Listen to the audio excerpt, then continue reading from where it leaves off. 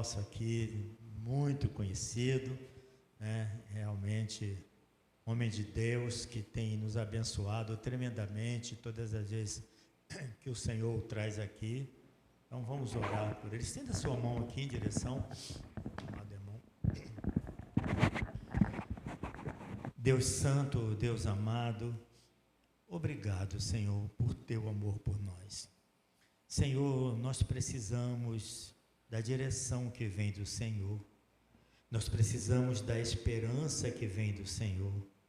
Nós precisamos, Senhor, conhecer a vontade que vem do Senhor. E é por isso, Deus, que nosso coração anseia, porque nós sabemos que a Tua palavra tem a direção perfeita, a Tua palavra tem a Tua vontade perfeita para nossas vidas, a Tua palavra tem toda a esperança que nós precisamos. Por isso nós rogamos que Teu Espírito Santo seja sobre a vida preciosa do Teu Filho, Senhor, do Teu servo, e que através dos lábios dele, Senhor, nossas vidas sejam transformadas no poder da Tua palavra e do Teu Espírito Santo. Amém, Senhor. Amém. Obrigado.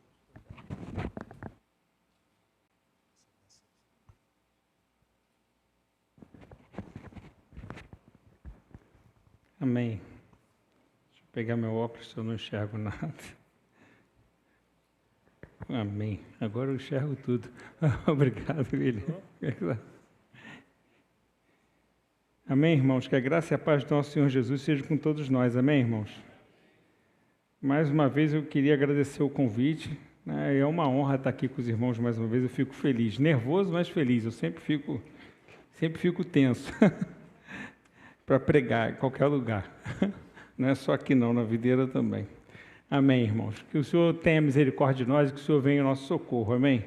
Que o Senhor me socorra para eu estar falando a sua palavra e que socorra os irmãos para a gente estar entendendo a sua palavra. Então, concordando com o pastor Val, vamos agora louvar e adorar o Senhor com a meditação da palavra. Amém? Esse é um culto de louvor e adoração. Então, tudo é louvor e adoração. Louva e adora com as ofertas, com os cânticos, com o testemunho e também com a meditação da palavra. Esse é o nosso motivo, amém? Bom, o pastor Edson me convidou para pregar aqui essa noite e ele me deu um tema. Então, eu queria antes colocar 2 pontos com os irmãos. Primeiro, que eu sou inocente, foi o pastor Edson quem me deu o tema. E o tema que ele me deu, para vocês terem uma ideia, é só o capítulo inteiro. É 2 Crônicas, capítulo 34. Ele não colocou nenhum versículozinho. Os irmãos sabem que a minha falta de capacidade de ser conciso, objetivo, resumido. Aí o pastor Edson, então a culpa é do pastor Edson. Amém? O segundo e mais importante é que o tema dessa noite é firmes resoluções precedem o avivamento. Esse é o tema que o pastor Edson me incumbiu essa noite. E se nós vamos falar sobre firmes resoluções, que é o tema dessa noite, eu antes gostaria de delimitar o terreno. Eu queria colocar umas cercas em volta desse terreno, pois é um terreno movediço, é um pouco escorregadio, e a gente pode se equivocar. Então, vou traçar as cercas aqui para a gente falar sobre firmes resoluções depois. Diz assim Paulo aos Filipenses, em capítulo 2, versículo 13. É um versículo que eu acho que, se não todos, quase todos nós conhecemos ou já ouvimos alguma vez na vida, então vou repetir aqui. Porque Deus é o que opera em vós, tanto o querer como o efetuar, segundo a sua boa vontade. Amém? É Deus quem opera em vós, tanto o querer quanto o efetuar. E faz isso segundo a sua boa vontade. Então, quando a gente estiver falando dessas firmes resoluções, e a gente vai falar sobre elas, é preciso deixar bem claro onde é o nascedouro dessas firmes resoluções. Amém? Elas não nascem do meu coração. Elas não nascem do seu coração. Elas nascem no meu coração, mas elas nascem do coração de Deus. Ele é a fonte dessas firmes resoluções. Amém? É Ele a fonte. Toda boa dádiva, todo dom perfeito vem do Pai das luzes, vem do alto. Paulo vai dizer a igreja que está em Roma, no capítulo 3, que não há ninguém que entenda, não há ninguém que busque a Deus. Então, se a gente fosse imaginar isso dentro de um conceito matemático, nosso irmão engenheiro tem essa ideia melhor que a minha, porque eu sou enfermeiro e professor de biologia. Então, olha só, o que eu estou me metendo? Então, se a gente fosse pensar nisso de forma matemática, vamos imaginar um conjunto, e a gente fosse chamar esse conjunto vontade de Deus, ok? E vamos chamar um outro conjunto chamado firmes resoluções que antecipam um avivamento, uma santidade ou qualquer outra coisa dentro do contexto do reino, amém? Esse conjunto, firmes resoluções, está contido dentro desse conjunto, vontade de Deus. Pertence a Ele, é dele, amém? Não é meu, então não existe mérito em nossas firmes resoluções, toda honra e toda glória a Ele. Então, se estamos aqui essa noite buscando ao Senhor, esse desejo nasceu no coração de quem? Dele, porque não há quem busque. Paulo aos Romanos, capítulo 3, versículo 11. E se a gente entender alguma coisa aqui essa noite, isso também nasceu nele, porque Paulo, capítulo 3, versículo 11, não há quem entenda. Então, essa é uma noite para a gente agradecer a Deus só por estarmos aqui. Amém? Porque não há quem busque, não há quem entenda. Se os pastores dessa igreja, pastor Val, pastor Edson, pastor Marcos, se os diáconos dessa igreja, se os irmãos dessa igreja estão resolvidos em seu coração a levar uma igreja a um avivamento, isso nasceu no coração de Deus. Porque não há quem.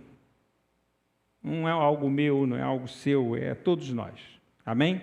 Vamos chamar isso então de encargo. O Senhor vai dando encargos à sua igreja, a partes do corpo. A uns Deus vai fazendo nascer o encargo missionário, a outros devocional, a outro ensino, a outro louvor, a um ministério, encargo de socorro, a outro avivamento, e o corpo vai se edificando. Tudo é dele, por ele e para ele. Posto isso, que o Senhor nos dê entendimento essa noite. Amém, irmãos? Vamos então a 2 Crônicas, capítulo 34. Traçamos bem o terreno das firmes resoluções. Ninguém pense de si além do que convém. 2 Crônicas, capítulo 34, vai tratar um episódio da vida do rei Josias, ok? Quem aqui conhece profundamente a vida do rei Josias? Já tomou um cafezinho com ele? Foi na sua casa? Exatamente. Então, Paulo vai dizer também aos romanos que tudo que está escrito no Antigo Testamento foi para a nossa instrução, para nos dar esperança. Então, eu gosto muito de pregar o Novo Testamento. A maioria das vezes eu prego sobre o Novo Testamento. Mas quando eu olho para o Antigo Testamento, eu vejo esses homens simples, gente comum, gente que não era um gigante da fé, gente simples, que capacitados por Deus fazem grandes proezas. Isso me enche de esperança. Josias é um desses. Como tantos outros, recebeu um encargo do Senhor, foi capacitado pelo Senhor, e capacitado pelo Senhor, ele resolveu percorrer o caminho menos percorrido, a ir contra a maré, a fugir do efeito de manada. E aí vamos então falar um pouco. Antes de ver quem era Josias, como era o mundo de Josias? O mundo que Josias estava vivendo naquela época, porque texto sem contexto é pretexto. Então vamos lá. Josias vai ser um dos últimos reis de Israel, ele é o 15º rei de Israel, ok? Eu vou voltar agora 300 anos, eu vou a Salomão. Salomão, filho de Davi. Ao fim do reinado de Salomão, o que acontece com o reino de Israel? Ele se divide em dois, amém? Reino do norte chamado Israel, reino do sul chamado Judá. Reino do norte tem 10 tribos, reino do sul tem 2 tribos, amém? Josias é rei de Judá. Ele é rei da parte dividida abaixo, amém? Quando Josias sobe ao trono, já não existe mais reino do norte. Isso é importante. Quando Josias sobe ao trono, já não existe mais o reino do norte. O reino do norte já tinha sido levado a cativeiro assírio, já tinha mais ou menos 90 anos, entre 80 e 90 anos. Amém? O juízo já tinha vindo do Senhor. Os profetas anunciaram o cativeiro assírio e o cativeiro se deu. Hoje, quando a gente fala do juízo do Senhor, que a gente fala que o Senhor vai voltar, que vai vir o dia do juízo, o juízo final, aqueles que não creem riem. E eu confesso que eu entendo por que eles riem, porque a gente já entendeu hoje que não há quem entenda, então eles só podem entender isso uma vez iluminados por Deus. Quem convence o homem do pecado, da justiça e do juízo? Quem que faz isso? Espírito Santo, não sou eu nem você. Então, quando eles caçoam disso, eu até entendo, tem gente que só crê se vê. Mas esses homens aqui viram, uma geração anterior, os pais deles viram, eles sabiam o que tinha acontecido com o Reino do Norte, amém? O juízo final, ou o juízo de Deus, não era algo apenas teórico, ele estava vizinho, ele estava a alguns quilômetros, eles podiam ir ao norte e ver o juízo do Senhor, amém? Então eles estavam num contexto onde o juízo do Senhor havia sido profetizado e havia se cumprido. Então o que a gente espera dessa população? A gente espera que seja uma população o quê? Quebrada, quebrantada, uma população que tenha temor ao Senhor, firme em seus propósitos. Não era isso que a gente se espera? Tipo, imagina você briga com a sua esposa, o vizinho do lado também briga com a esposa dele. Aí um profeta vai lá na casa do vizinho e fala assim, olha, se tu não parar de brigar com a sua esposa, você vai morrer. Aí ele continua brigando com a esposa lá, aí ele morre. Vai morrer em alguns dias, ele morre. Aí você continua brigando com a sua esposa, aí o profeta bate na sua casa. Você nunca mais briga com a sua esposa. Só bateu, ele só precisa bater. Só que os profetas foram lá e avisaram, olha, você vai morrer. E eles não pararam de brigar com a esposa. Essa era a ideia dessa nação. Embora tivesse vindo juízo sobre o Reino do Norte, o Reino do Sul, Judá, depois que o Reino do Norte cai, o rei naquela época era Ezequias, que era um rei bom. Vocês sabem qual é o nome do próximo rei? É difícil, mas eu vou citar o nome dele, Manassés. Depois do juízo no Reino do Norte, o próximo rei do Sul é Manassés. Sabe o que a Bíblia diz sobre Manassés? Ele foi o pior rei de Israel. Não teve gente pior que Manassés. Manassés era ruim. Manassés botou ídolos dentro do templo. Manassés queimou seus filhos a Moloque. Manassés espalhou a idolatria por todo Israel. Não, a Bíblia vai falar, imagina, se a gente fosse escrever na lápide de Manassés, o resumo bíblico seria esse, pior rei de Israel. E isso depois do juízo. E tinha profetas avisando, Naum, Miqueias, mais à frente vão ter outro. E aí Manassés se arrepende no final da vida, Manassés morre, e aí vem o filho dele, Amon. Aí você pensa o quê? Amon vai... Não, Amon é ruim. Amon também é um rei horrível, tão ruim quanto o pai. Não adiantou Abacuque, não adiantou Sofonias, não adiantou Miqueias, não adiantou Naum, não adiantou ninguém. Todos esses profetas profetizavam avisando para Judá, olha, se conserte, o Senhor vai vir com juízo, assim como vocês viram o que aconteceu com o norte. E aí Amon é tão ruim que ele é assassinado pelos funcionários do palácio. Ele reinou apenas 2 anos. Então, Josias, esse era o mundo de Josias. Josias chega ao trono em uma nação que vivia uma anarquia moral e espiritual. Esse era o contexto de Josias. Ainda bem que Josias era um homem maduro, é o que a Bíblia vai nos dizer. Ele era neto de Manassés, ele era filho de Amon, mas ele era um homem maduro, ele tinha já seus 8 anos de idade quando sobe ao trono. 8 anos. Ele conviveu pouco tempo com o avô dele. Mas ele sabia, imagina, a história do seu avô. Era para você, quantos tios eu tenho? Você tem 2, mas era para ter 15, é que ele matou 13 queimando a Moloque. E meu pai, ó, teu pai era tão ruim que os funcionários do palácio mataram ele. Os funcionários do palácio, os funcionários. Quem te serve? Servia, foram lá, mataram ele. 8 anos. Sem nenhum modelo familiar piedoso, próximo. Um clima político instável. Imagina, mataram o pai dele. Imagina o que vão fazer com uma criança de 8 anos. Tem alguma criança de 8 anos aqui essa noite? Não, de 8 anos? Tem com menos de 8? 8 anos? Quantos anos você tem? Quanto? 9. Imagina que amanhã você não vai para a escola que está de férias, né? Está de férias. Imagina que, em vez de você ir para a escola em fevereiro, você fosse ser o presidente do Brasil. Em vez de ir para a escola, foi subir a rampa do Planalto. O que aconteceu com Josias é pior, porque ele foi ser rei. Rei. Tinha que arrumar essa bagunça toda. E a pergunta é, o que uma criança de 8 anos, de 9 pode fazer muita coisa, mas 8 não dava, né? 8 é mais novo, ele tem 9, já tem maturidade, mas 8. O que uma criança de 8 anos pode fazer?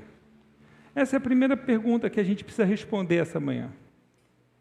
E essa é a primeira questão. Que diferença eu posso fazer? Porque se firmes resoluções precedem o avivamento, e esse é o tema da mensagem dessa noite, o que é minha resolução influencia? Eu, você, a maioria de nós, se a gente for pensar no contexto de avivamento espiritual, nós somos crianças de 8 anos. Nós somos como esse menino de 8 anos. A gente olha para a gente, olha o tamanho da PIB Itaipu, a história da igreja, a quantidade de... O que é a minha firme resolução vai fazer de diferente nesse contexto? Então vamos a Josias. Uma criança, depois um jovem, depois um homem. Sem dúvida, Josias era um instrumento improvável para fazer algo nessa nação. A gente não vai ter tempo de falar de todas as verdades e resoluções desse capítulo. Para a alegria de vocês, não vou fazer isso. Mas eu vou ponderar sobre uma decisão que eu achei central e que eu acho que é a central para a gente tomar essa noite. Vamos então, 2 Crônicas, capítulo 34, versículo 1. Diz assim: tinha Josias 8 anos de idade quando começou a reinar. E 31 anos reinou em Jerusalém. E fez o que era reto aos olhos do Senhor, e andou nos caminhos de Davi, seu pai, sem se desviar deles, nem para a direita, nem para a esquerda. Amém. 8 anos de idade. Andar nos caminhos, e eu quero que, se você, quem gosta de rabiscar sua Bíblia, pode rabiscar. Andar nos caminhos de Davi, seu pai. Era um descendente de 340 anos atrás, mas Saul reinou 40 anos, Davi 40 anos, Salomão 40 anos. Era um descendente longínquo. Mas ele começou, como ele começou? Ele começou a andar nos caminhos de Davi, seu pai. Andar nos caminhos é uma expressão que aponta para o estilo de vida. Com 8 anos, Josias decidiu ter um estilo de vida reto, um estilo de vida certo, um estilo de vida correto que agradasse a Deus. Ele olhou então para o seu ancestral, mais longe, mas mais fiel a Deus que ele conhecia, ele decidiu andar nos caminhos. O estilo de vida dele era esse. Sabe o que eu aprendo com Josias? Nunca é cedo demais para se tomar a resolução correta. Nunca é cedo, nunca se é jovem demais, nunca se é pequeno demais. Parece que é criança, é jovem, é um argumento infalível para justificar a falta de juízo, para justificar a imaturidade. Eu não estou dizendo que maturidade não seja importante, é importante. Muito provavelmente, nessa idade, Josias tinha um aio. Um aio era um tutor que ficava ao lado da criança e dava as instruções. O que eu aprendo com Josias é que o seu filho, não importa a idade dele, 9 anos, 8 anos, nunca é cedo demais para que ele comece a tomar as resoluções corretas. E embora a Bíblia não cite, é muito provável que ele tenha um aio. Seu filho precisa de um aio, um tutor, Alguém que o ajude a tomar as resoluções corretas desde cedo. Alguém que o ajude a tomar as decisões certas, a ter resoluções firmes, a não ser indeciso, a não ser duvidoso. E aí eu faço uma pergunta: quem está tutoriando o seu filho? Por favor, não diga que é a professora da escola. Vamos ao versículo 3. Porque no 8º ano de seu reinado, começou com 8, quantos anos ele tem agora? 16. Quem tem 16 anos aqui? Galera dos 16 anos, já é quase um adulto, é um maduro. Já pode pagar as contas de casa, já pode ajudar os pais. Não? Então, não. Mas aqui, com 16 anos de idade, um homem, sendo ainda moço, começou a buscar ao Deus de Davi. A primeira resolução dele foi o quê? Aos 8 anos, andar nos caminhos de Davi. E agora, aos 16, ele começa a buscar a Deus. Ao Deus de Davi. Pode marcar. Deus de Davi, se você gosta de rabiscar. Quanto mais velho fica, maior era a sua devoção. Ele começa andando nos caminhos de Davi. Só que agora ele começa a buscar ao Deus de Davi. Ele já não basta mais uma vida correta, ele quer um relacionamento com esse Deus. Ele não quer mais só algo de segunda mão, ele quer algo de primeira mão. Ele quer caminhar com Deus. Ele viu como Davi caminhava, mas agora ele quer caminhar com Deus. Agora ele estava trilhando um caminho. Ainda é o Deus de Davi. Você pode marcar isso? Ainda é o Deus de Davi. De quem é o Deus? De Davi. A Bíblia diz isso. Guarda isso. Mas logo vai ser o seu Deus. Essa situação vai ser retratada mais à frente. Em 2 Reis, capítulo 23, 25, fala algo de Josias maravilhoso. Diz assim: antes de Josias, não houve rei que lhe fosse semelhante, nem Davi. Presta atenção no que está dizendo aqui. Antes dele, não houve rei que lhe fosse semelhante. Nenhum outro rei foi como Josias, que se convertesse ao Senhor de todo o seu coração, de toda a sua alma, de todas as suas forças, segundo toda a lei de Moisés. E depois dele, nunca se levantou outro igual. Josias tomou uma firme resolução de se entregar totalmente ao Senhor, de todo o coração, de toda a sua alma, de toda a sua força. E isso aos 16 anos de idade.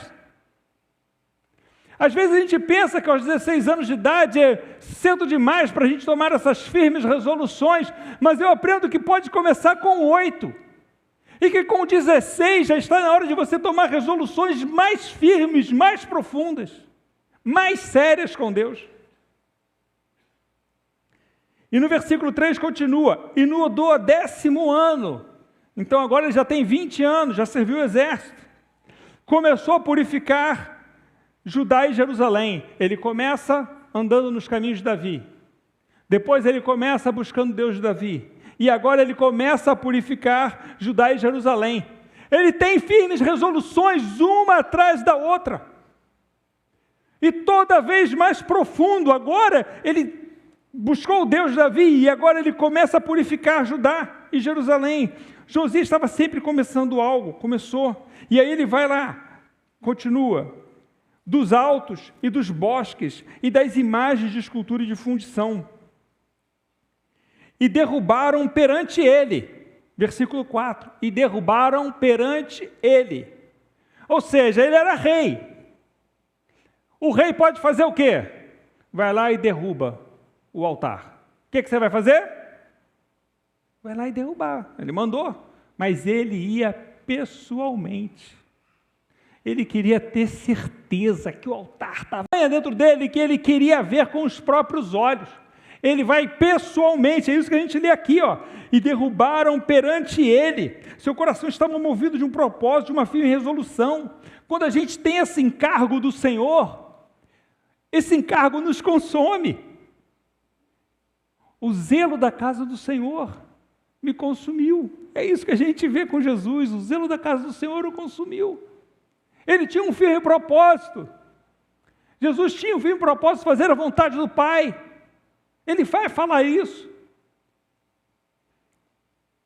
E aqui nós vemos Josias então, ele continua. E derrubaram perante ele os altares de Baalins, e despedaçou as imagens que estavam acima deles, e os bosques, e as imagens de escultura e de fundição, quebrou e reduziu ao pó. Ele reduziu ao pó porque ele queria garantir que não pudessem ser reconstruídas, ok? Porque se ele só quebra, pode ser que o idólatra ia lá depois e juntava os caquinhos. E você já montou um copo quebrado assim, com carinho, uma jarra que você não podia, e você guardou, e você juntou os cacos e montou? Eu comprei um vasinho uma vez, um vasinho de Israel desse tamaninho, e a gente quebrou o vaso, aí eu colei ele com cera, não era sincero, era um vaso com cera.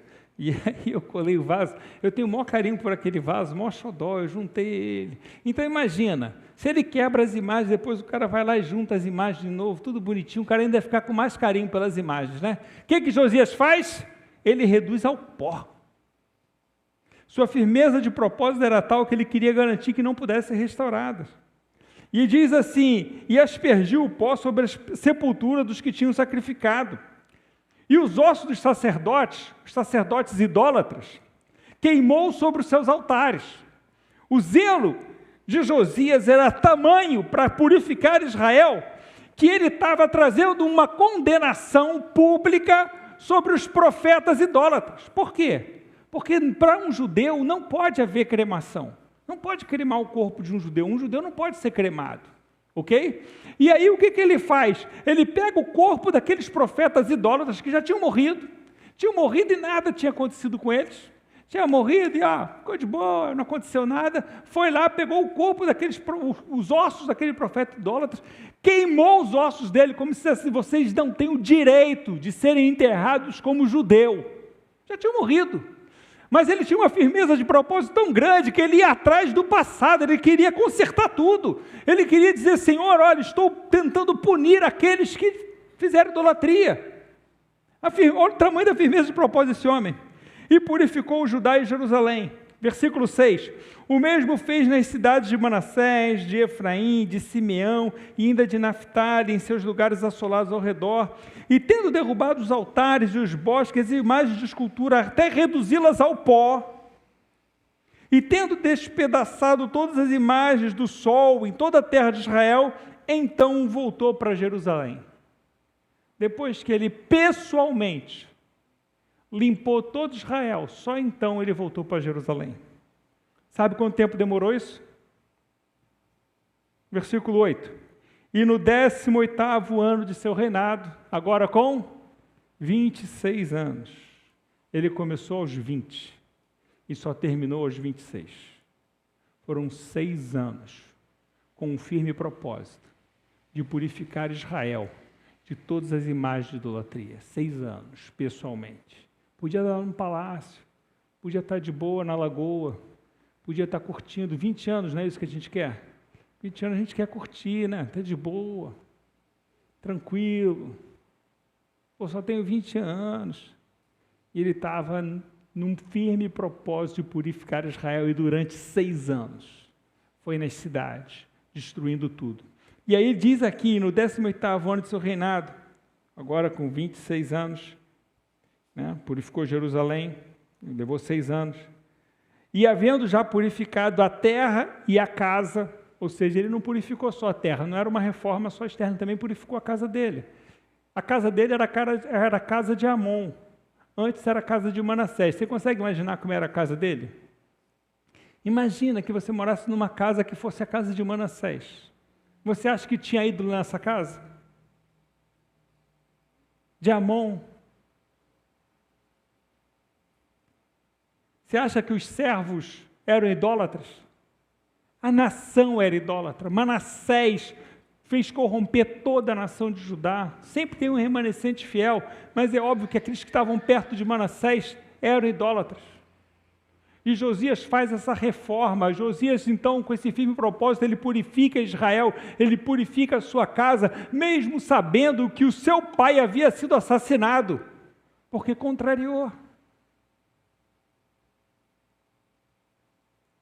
Será que você iria querer contrariar os funcionários?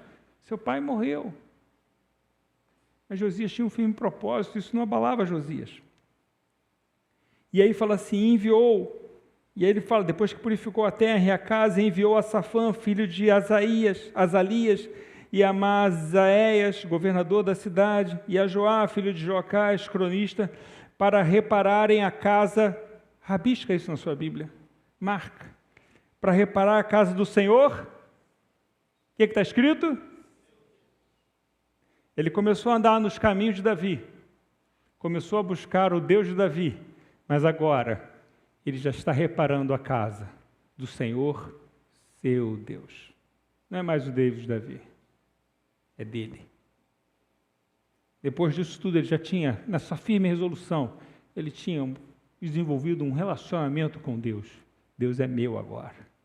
Esse é o meu caminho com Deus. Não é mais o caminho de Davi. Não é mais o Deus de Davi. Agora é o meu Deus, é o seu Deus.